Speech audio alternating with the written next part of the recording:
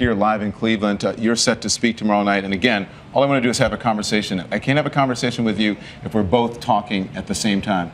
What it sounds like to me is that you're accusing me of violence and supporting something, a narrative that I'm not necessarily in support of. And if that's what you're accusing me of violence, then you can leave. That's not true. I don't support violence of any type against police officers, against anyone. So if you're accusing me of that, then you're welcome to leave. But if you want to have a conversation, I am more than willing to welcome a conversation with you. I don't disagree with you about there's a narrative across the country that could be harming police officers. But we don't know right now, as someone who's in law enforcement, if that was the actual cause of it. Go ahead. Let me ask you this. Do we know that generally the American law enforcement officers are racist? Do we know this? Go on. I ask a question. Do I know American general law enforcement are racist? I don't think anyone is accusing. If you're insinuating that people are accusing or saying that law enforcement across this country as a whole are racist, then your assumption is wrong. First of all, this whole anti-police rhetoric is based on a lie. There is no data, and you know this. There is no data, there is no research that proves any of that nonsense. None. You'd have to be more specific about what data and what nonsense you're talking about. That law enforcement officers treat black males different than white males in policing in these urban centers. There is data that supports There is not data. No. The president spoke about it. Cedric Alexander, who is a law enforcement officer. The president has been lying about it. He said it again the other day when he said black males are 2 times more likely to be shot by a law enforcement officer than white males. Don, that is a lie. That is not a lie. It is a lie. Yes. Show me. Research. Show me. The research that we have from the Washington Post. That the Washington Post study, debunked that nonsense. There's also research. He also said this time. There's also research. He continues. A Harvard professor that also showed that black people are treated more aggressively by police officers. No, you are wrong people. in your interpretation of that Harvard study, because I read the study.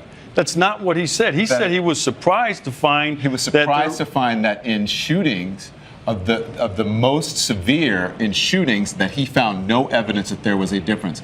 Also, it should be noted that that study was a very small sampling of police departments across the country. Many people did not find it credible, but it is also interesting that in that research, he found that blacks were treated differently when it came to aggressive policing, but for the most egregious shootings, he found no difference. That's what that study showed. Well, based on what? Just generally?